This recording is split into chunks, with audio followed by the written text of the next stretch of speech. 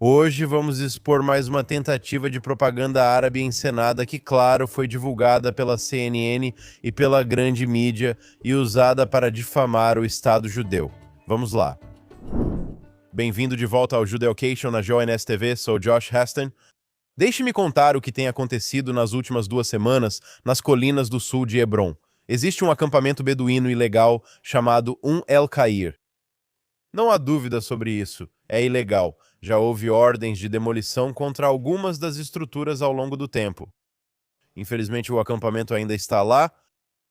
Ele está localizado dentro dos limites municipais da comunidade judaica de Carmel. Nas últimas 2 semanas, jornalistas de todo o mundo foram em massa para a região e têm montado suas câmeras nessa chamada vila. Por quê? Porque é um ótimo vídeo.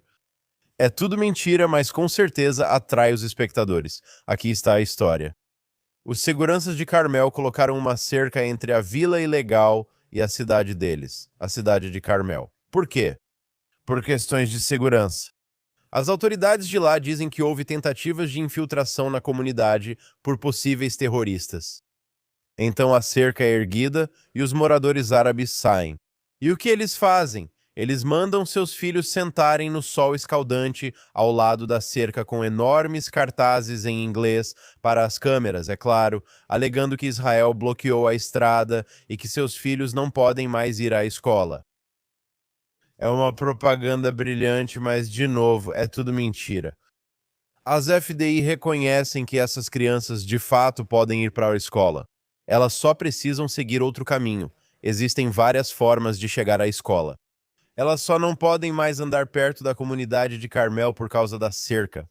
Mas essas crianças sentadas ao lado dessa cerca chorando, acusando Israel de negar a elas uma educação, já apareceu na CNN e em muitos outros canais. Mas eu quero mostrar a realidade para vocês. Aqui está o chefe do Conselho Regional das Colinas de Hebron, Eliran Azulay, compartilhando um vídeo curto que ele fez. Eu vim aqui para a escola onde estudam as crianças do posto avançado ilegal de Yom Malshir, que invade o território de Carmel, para verificar os fatos e ver se realmente há um problema para chegar do posto avançado ilegal até a escola. Então, bem, aqui ao nosso lado está a escola. Vamos fazer um passeio e ver se é possível ou não chegar até lá. Vocês estudam aqui na madraça? Sim. Quanto tempo seus filhos levam para chegar à escola? Aqui a maioria das crianças leva entre 15 minutos e 40 minutos para chegar, então vou colocar um relógio aqui e vamos ver quanto tempo leva para chegar à escola.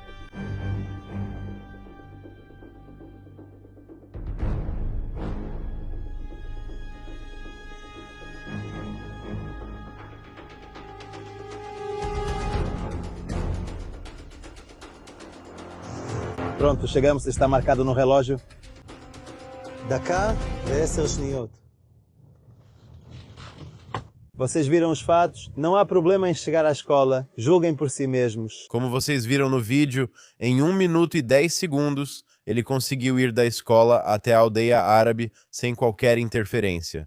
Ele não foi impedido de forma alguma. Então, se o prefeito consegue fazer isso, essas crianças também conseguem. Pessoal, o que vocês veem aqui é uma encenação coordenada de fake news. É bom, tenho que admitir isso. Se você está assistindo isso na CNN, é claro que vai sentir empatia por essas crianças. Mexe com o coração. O problema é que tudo isso é mentira. Na realidade, este é um caso em que esses pais, os líderes da autoridade palestina e os líderes daquela aldeia estão explorando essas crianças de forma cínica, fazendo-as sentar no sol e serem filmadas para que possam fingir e chorar diante das câmeras. Sou grato por ter esta plataforma e compartilhar com vocês o que acontece aqui. Infelizmente, muitos já caíram nessa, graças aos chamados veículos de mídia respeitáveis, que na verdade têm um papel enorme nessa história, ajudando a espalhar essas mentiras pelo mundo. Minha mensagem para vocês aí fora é: não acreditem em tudo que vem, é importante investigar um pouco mais a fundo. Seguindo em frente, nesta semana, um ataque terrorista foi impedido no último segundo na região de Binyamin. Terroristas colocaram um artefato explosivo escondido em uma bolsa ao lado de uma estrada principal entre comunidades judaicas. Após um morador da região identificar a bolsa suspeita, especialistas em desarmamento de bombas foram chamados ao local e neutralizaram o artefato. Vamos conferir este vídeo. Precisamos de um especialista em explosivos, pois há um fio ligado a um mecanismo de ativação. Curto. Precisamos de um especialista em explosivos urgente, pois esta rota de inadição é muito usada por veículos militares e seguranças civis o dia todo.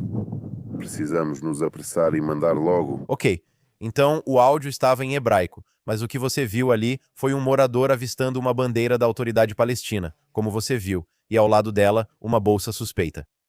Não foi um alarme falso, havia uma bomba dentro da bolsa. Isso foi uma tentativa de homicídio. Isso aconteceu perto da antiga comunidade judaica de Shiló.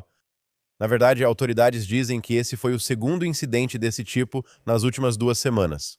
No incidente anterior, os terroristas colocaram um dispositivo falso, enquanto desta vez era real. Era uma bomba de cano ativa e perigosa. Como eu disse, especialistas em desarmamento de bombas chegaram ao local. Eles examinaram o objeto e localizaram o artefato explosivo, que foi neutralizado no local. Graças a Deus não houve vítimas no incidente. O chefe do Conselho Regional de Binyamin e presidente do Conselho Yesha, Israel Gan, disse: "Isso é uma tentativa de assassinato em todos os sentidos. Eu espero que as FDI ajam com força contra quem esteve por trás desse ataque e impeçam o próximo possível desastre. Não devemos esperar por um desastre desses para agir. Pessoal, isso é simplesmente uma loucura. Bombas e sacolas perto de comunidades judaicas. Isso não é em algum lugar distante como Irã, Líbano ou Gaza. Isso aconteceu entre comunidades judaicas em uma área muito movimentada. Os responsáveis devem ser encontrados e punidos adequadamente. É preciso criar uma forma de dissuasão para que esse tipo de ataque não aconteça novamente. É preciso criar uma forma de dissuasão para que esse tipo de evento não aconteça novamente. Seguindo em frente, o Jerusalem Post relata que escolas administradas pela Agência das Nações Unidas de Assistência aos Refugiados da Palestina, conhecida como UNRWA, reduziu suas atividades educacionais para 4 dias por semana.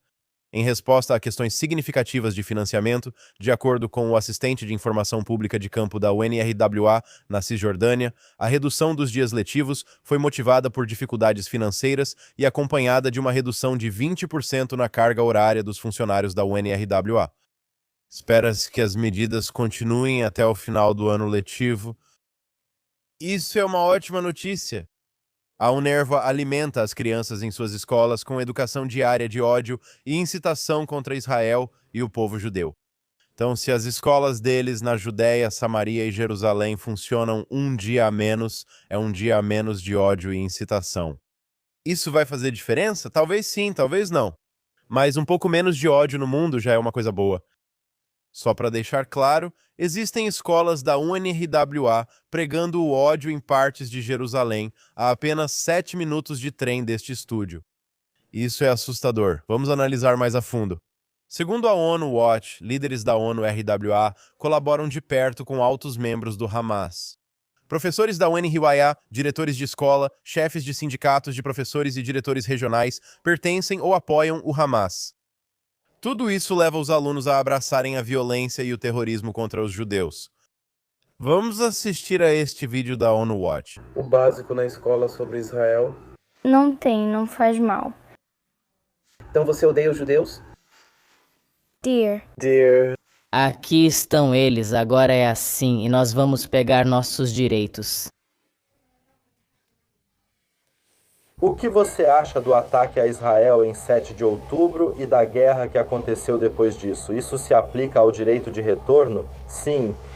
Porque queremos ir para a Palestina e devolvê-la ao nosso país. Veja o que essas crianças recebem nas escolas da UNRWA. É impressionante como a maioria do mundo permanece em silêncio sobre isso. Vamos também lembrar que durante toda a guerra em Gaza, as FDI descobriram centros de terror em escolas e sedes da UNRWA. E membros da equipe da UNRWA foram identificados como integrantes do Hamas e ou envolvidos no massacre de 7 de outubro. Eu já disse isso várias vezes. #UNRWA é Hamas. Essa é a hashtag que devemos usar. As forças de defesa de Israel afirmam, com base em inteligência, que mais de 450 terroristas de organizações terroristas em Gaza, principalmente do Hamas, trabalham na UNRWA. Você se lembra desse vídeo chocante? Esse é um vídeo capturado por uma câmera de segurança em 7 de outubro de 2023 de 2 terroristas do Hamas que eram funcionários da UNRWA. Eles sequestram o corpo de um civil israelense que mataram a tiros e o levam em um caminhão para Gaza. Então, enquanto a UNRWA agora reclama que não pode operar suas escolas 5 dias por semana, a realidade é que essas escolas deveriam ser entregues a uma autoridade que não espalhe ódio antissemita. A autoridade palestina não é solução, pois suas escolas ensinam o mesmo.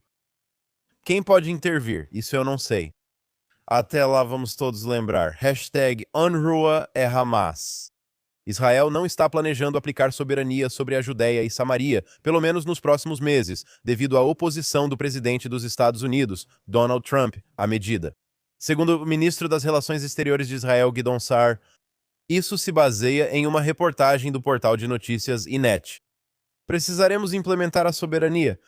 Fazer isso somente em coordenação com os Estados Unidos da América, Sa'ar disse aos membros do American Friends of Likud durante uma reunião, de acordo com uma gravação obtida pelo portal hebraico Ynet.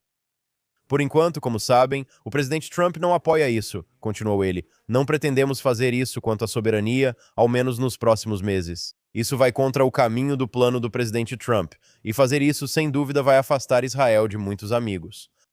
Pessoal, essa situação não é simples. O presidente Trump é um grande amigo de Israel.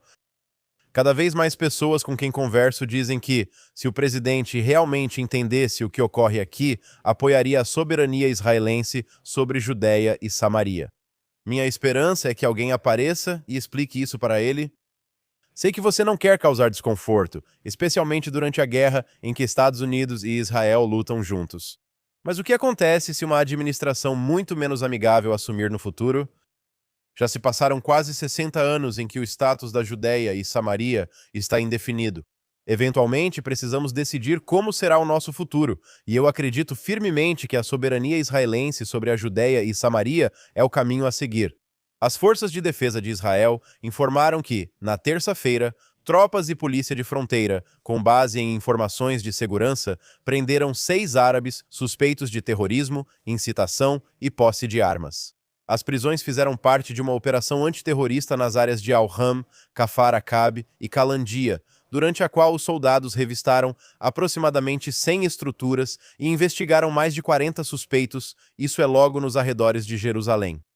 Além disso, os soldados localizaram e confiscaram mais de 10 armas, incluindo pistolas, armas Carlo, uma espingarda de caça, fuzis M16 e M4, juntamente com bombas de cano caseiras, peças de armas, munições e equipamentos militares. Os detidos foram levados para interrogatório na delegacia de Binyamin, no distrito da Judéia e Samaria da Polícia de Israel. Então, mais um dia, mais uma operação antiterrorismo na Judéia e Samaria. Não acredite nos odiadores de Israel e nesses mentirosos que afirmam que não há terroristas nessa região. Dizem que o Hamas só existe em Gaza. O objetivo deles é criar a percepção de que Israel e as FDI gostam de ir a essas aldeias árabes no meio da noite sem motivo, só para incomodar as pessoas de lá, talvez. Veja essas fotos, elas contam uma história bem diferente. A realidade é que terroristas estão ativos todos os dias nessas áreas com o objetivo de tentar assassinar civis israelenses e atacar soldados israelenses. As fotos aqui contam toda a história. E isso é apenas durante um período específico de 24 horas. Operações antiterrorismo como essas são realizadas todas as noites. Felizmente, isso é possível, pois as tropas israelenses acessam áreas sob controle da autoridade palestina. Por outro lado, Israel não tinha acesso à faixa de Gaza desde 2005, e é por isso que, infelizmente, tivemos o massacre de 7 de outubro.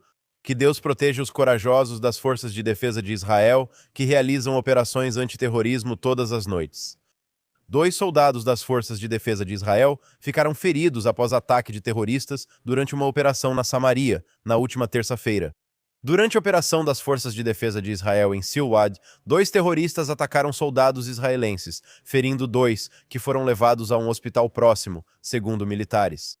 As tropas responderam abrindo fogo. Um terrorista foi morto e outro foi neutralizado. Ele foi posteriormente detido pelos soldados. Sua condição não foi esclarecida de imediato. De acordo com o portal de notícias Ynet de Israel, os soldados feridos pertenciam ao batalhão Dukivat da Brigada Kafir. As forças atuavam na vila em operação para localizar armas e outras infraestruturas terroristas. Os soldados teriam sido esfaqueados pelos terroristas. Novamente, um dos terroristas foi morto e o outro foi detido. E, finalmente, hoje quero atualizar você sobre a legislação no Tennessee, tema sobre o qual venho falando nas últimas semanas. Os legisladores estaduais do Tennessee estavam discutindo tornar ilegal o uso da expressão Cisjordânia ao falar sobre Judéia e Samaria, o coração bíblico do Estado de Israel e do povo judeu. E, se você se lembra, eu incentivei você a entrar em contato com o governador do Tennessee, Bill Lee, e encorajá-lo a assinar a legislação que exige o uso dos termos Judéia e Samaria pelo Estado. E, há alguns dias, talvez tenha sido por causa de uma das cartas que você escreveu, o governador do Tennessee, Bill Lee, de fato, sancionou a lei que exige que as agências estaduais usem Judéia e Samaria em vez de Cisjordânia nos materiais oficiais. A Assembleia Geral do Tennessee aprovou no início deste mês a Lei de Reconhecimento da Judéia e Samaria. Ela proíbe que entidades estaduais usem o termo Cisjordânia em orientações, regras, comunicados à imprensa, informes e outros documentos do governo, com exceções limitadas permitidas a critério do chefe da agência. A lei afirma que Judéia e Samaria são, historicamente, biblicamente e legalmente, os termos corretos para a região. Yigal Gilmoni, CEO e cofundador da American Friends of Judea and Samaria, que liderou iniciativas educacionais e de conscientização pública nos Estados Unidos sobre essa região em Israel, disse à JNS que a aprovação do projeto de lei pelo Tennessee ajudará a moldar a compreensão pública e a unir ainda mais as duas nações em torno de valores judaico-cristãos compartilhados. Isso vai mudar lentamente a narrativa sobre Israel, disse Gilmoni. Ele acrescentou que é fundamental para Israel e Estados Unidos que as pessoas conheçam a verdadeira história e combatam as mentiras sobre Israel. Ele disse que eles estão começando a falar a verdade e a ensinar a verdade às crianças. Gilmoni, que atualmente está em serviço de reserva nas FDI, disse ao JNS que atualizar os documentos do governo para refletir o nome da região une ainda mais Israel e os Estados Unidos, que compartilham o mesmo interesse, não apenas nesta guerra, mas também em compartilhar a verdade. E assim encerramos o Judeocation de hoje na JNS TV. Sou Josh Hastings, correspondente da JNS News. Agradeço ao pessoal dos bastidores. Aaron Wogalenter está trabalhando na mesa de som, Yuri Sretsky, gerente da estação, Ryan Lishitz, Zach Zickerman e nossa produtora, Bárbara Kamenov. Ótima semana, pessoal! Fiquem com a JNS TV para a programação incrível e acessem jns.org para as últimas notícias de Israel, Oriente Médio e do mundo judaico. Inscrevam-se, mandem um super obrigado e nos vemos aqui na próxima semana no Judeocation, na JNS TV.